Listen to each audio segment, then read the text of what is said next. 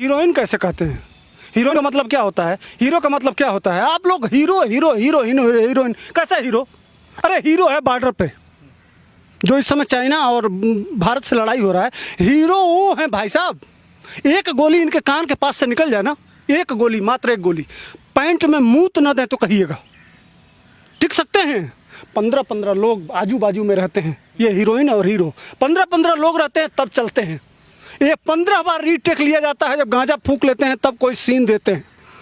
हमारे गली में हमारे नाच वाले हैं ना, नाच वाले गांव में, इनसे बेस्ट प्रोग्राम उनको रीटेक नहीं दिया जाता है, कोई मौका नहीं दिया जाता है।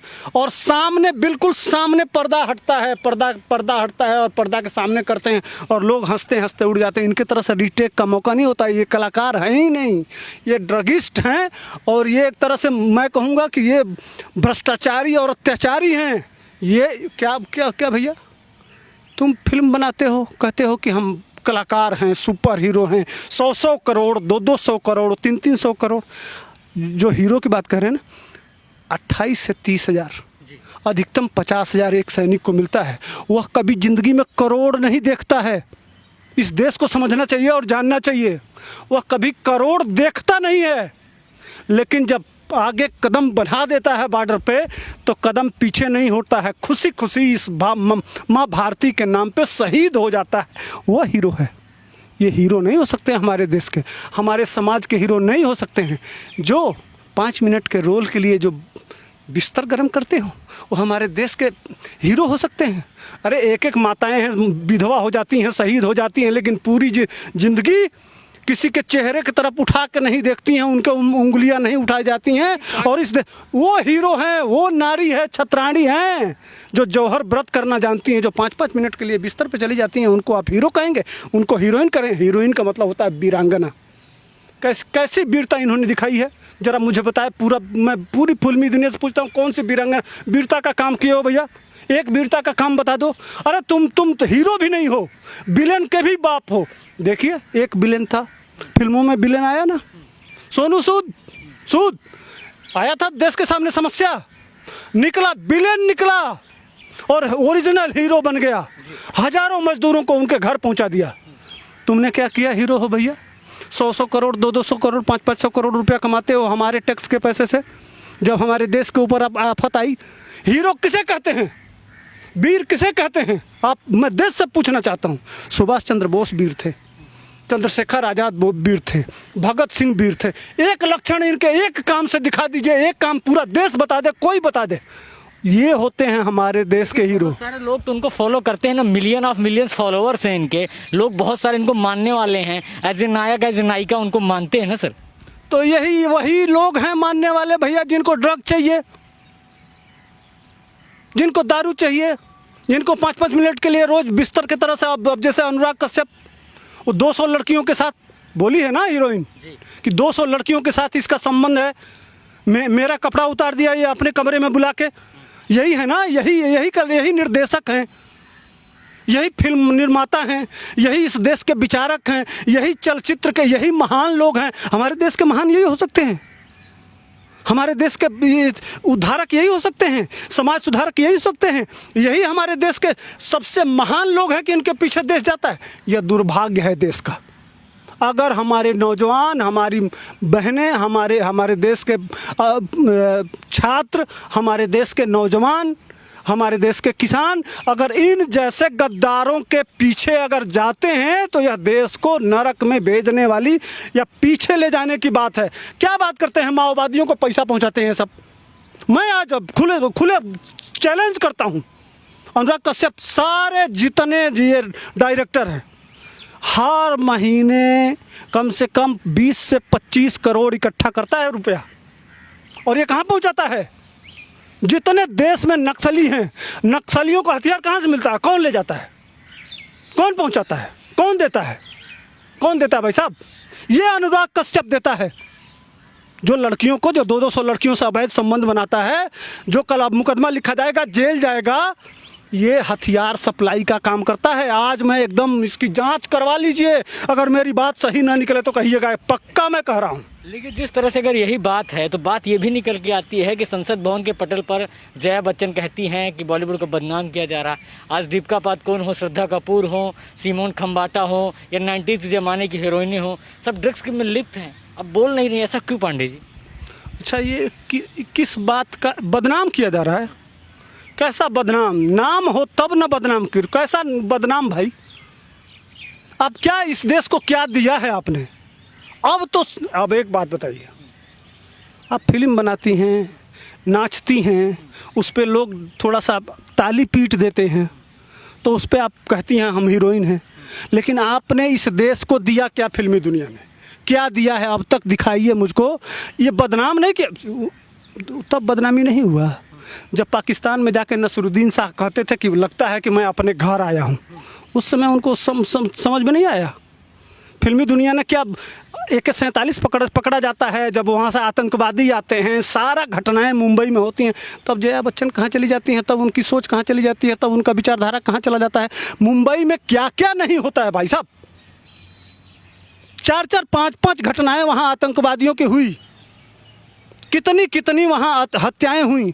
जया बच्चन जी कहाँ थी उस समय? संसद में एक आवाज़ उनकी कभी सुनी है आपने? जितने देश के मुद्दा हैं, और कि कौन बॉलीवुड को बदनाम करेगा? क्यों बदनाम करेगा? बॉलीवुड है ही नहीं। ये ड्रग नशेड़ियों का अड्डा है, नशेड़ियों का अड्डा भाई साहब। इनके लिए जगह जेल है, बाकी कोई जगह नहीं।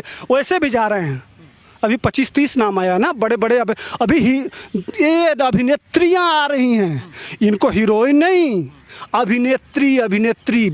हीरोइन का मतलब वीरांगना होता है, यह देश को समझना चाहिए। हीरोइन मत कहिए, कलाकार कहिए, अभिनेत्री कहिए, हीरोइन नहीं। ये हमारे देश की हीरोइन नहीं हो सकती हैं। झांसी की रानी हीरोइन हो सकती हैं, रानी पद्मावती हो सकती हैं, और भी जितनी छत्राणी जो देश के लिए शहीद हो गई, जो अपनी जान दे दी जौहर के, वह हीरोइन हो सकती हैं। कंगना रनौत और यह जितना नाम आ रहा है ड्रगिस्टों को, मुझे नाम लेने में भी शर्म आ रहा है, इसलिए कि हम अपने परिवार को क्या बताऊं कि हमारे परिवार के बच्चे इनको देख के, इनको अपना गॉडफादर, इनको अपना मिसाल बनाते हैं, तो हमारे बच्चे भी ड्रग पिएंगे कल। बॉलीवुड तो यही सिखा रहा है ना, यही हमको बता रहा है ना। हमारे बच्चों को क्या देगा? अरे शुक्रगुजार हूँ मैं अपने बिहार के लाल का कि मरते वो मार दिए महाराष्ट्र, यही मारा, बॉलीवुड ने ही मारा सुशांत को। यह चाहता नहीं था कि वो आदमी आगे बढ़े, एक अच्छा कलाकार हो, यही तो रैकेट है, वहाँ गोल है। लेकिन हमारा बिहार का लाला ऐसा फिल्म इनका बनाया, ऐसा फिल्म बनाया भाई साहब कि ये 3 घंटे के फिल्म के लिए बनाते हैं, वो उसकी फिल्म आज 100 दिन से 100-150 मैंने 120 दिन हो गया लगातार उसकी फिल्म चल रही है। और इनको ऐसा फिल्म बनाना सिखा के जाएगा कि इतिहास याद करेगा, इतिहास याद करेगा कि किसी बिहार के लाल का साथ जो बॉलीवुड किया, उस एक लाल ने एक बिहारी 100 पर भारी। भाई साहब ये तो हजारों हजार हैं, इस देश के करोड़ों फॉलोअर हैं, जिनके सबको बजा के रख दिया ना। बहुत जरूरी था सच्चाई के लिए उसकी सत्य यह होता है कि सोल, आत्मा की आवाज़, सच्ची आत्मा थी सुशांत की। जाते जाते भी बॉलीवुड को साफ कर गया वो आदमी। ये होता है यह होता है ईमानदारी। वह 50 साल का बुजुर्ग, वो 4 बहनों की आत्मा की आवाज़ है कि आज पूरा देश के सामने ये जो कुकर्म किए हैं, जो नंगा नाच किए हैं, जो पाप किए हैं, जो अधर्म किए हैं, जो गुनाह किए हैं, उसका पोल खुल रहा है। ये मेकअप कर लेती है ना तो डिजाइन में बन जाती हैं, कभी भूत बन जाती हैं, कभी कुछ बन जाती हैं, कभी कुछ बन जाती हैं, फिर बाद में मेकअप किया जाता है तो इनकी सच्चाई खुल के आती है। उसी तरह से इनका जो मेकअप है, इस देश में जो हमारे करोड़ों लोगों को फैन बना के जो मेकअप लगा के जो रूप दिखाई थी, उस मेकअप से पर्दा गिर गया। इनकी सच्चाई खुल के सामने आ गई कि यह ओरिजिनल ज़िंदगी में क्या है और यह मेकअप में क्या है। यह हमारे सामने, हमारे बच्चे कल इनके नाम पे थूकेंगे, इनको याद नहीं करेंगे। और यह जब जेल जाएंगे तब ये एहसास होगा कि इस देश के साथ क्या करना चाहिए, हमको क्या रहना चाहिए, और वास्तविक ज़िंदगी भी उसी तरह का होना चाहिए जिस तरह से पर्दे पे हो। लेकिन पांडे जी, एक बात हमें ये नहीं समझ में आती है कि ये जो बॉलीवुड के बड़े बड़े स्टार हैं और जो बड़े बड़े नाम आ रहे हैं, चाहे जया साया ने जो नाम लिया, 25 नाम और हैं, कौन हो सकते हैं वो नाम? बहुत सारे नाम हैं, 25 नाम अभी सामने निकल के आ रहे हैं। धीरे धीरे बॉलीवुड के जो ड्रगिस्ट हैं उनको निकाला जा रहा है, कैसे देखते हैं आप? अरे अभी तो शुरुआत, अभी तो अंगड़ाई है, आगे बहुत लड़ाई है। अभी तो पूरा बॉलीवुड जाएगा। क्यों भाग रहे हो भाई देश छोड़ के? क्यों मौका मांग रहे हो? करिश्मा आज एक दिन मौका मांगी है अपने वकील को भेज के कि एक दिन का मौका दिया जाए। कंगना रनौत मौका मांग रही हैं, सारे लोग। अभी रणबीर कपूर, रणबीर सिंह, जितने बड़े बड़े ये जितने चड्ढी चड्ढा गैंग हैं, जितने ये रैकेट है बड़े बड़े, करोड़ों करोड़ों रुपया के PR कंपनी पे इनके प्रचार में, इनके प्रमोशन में PR कंपनियां करोड़ों करोड़ों रुपया लगाती हैं इनके नाम के आगे। लगवाओ आप, बुलाओ, देखो PR कंपनी क्या किस तरह से बचाती है। लगी है ना, ठोक दिया, इतना बड़ा बांस डाल दिया है। इनके विशेष स्थान में ऐसा करना चाहिए कि याद करें कि हाँ, हमारे जिस तरह से पूरे देश में, भाई साहब, हमारे गांव में एक पियक्कड़ निकल जाता है तो पूरा गांव उससे बोलता नहीं है, और ये ड्रग की तो बात ही नहीं है। हमारे एक नशेड़ी मिल जाता है इसमें किया तो उससे आदमी 3 किलोमीटर दूर सोचता है कि कट के निकल जाए, और यहाँ तो साले पूरा का 90% पूरा के पूरा किसका किसका नाम लूँ, किसकी पूँछ उठाऊँ, जिसकी पूँछ उठाओ उसका मादा निकला। पूरी कुएं में ही भांग पड़ी हुई है। किसको किसको बोलेंगे, क्या क्या नाम लूँ, कैसे छांटूँ, पता नहीं कौन बचेगा और कौन आएगा और कौन जाएगा।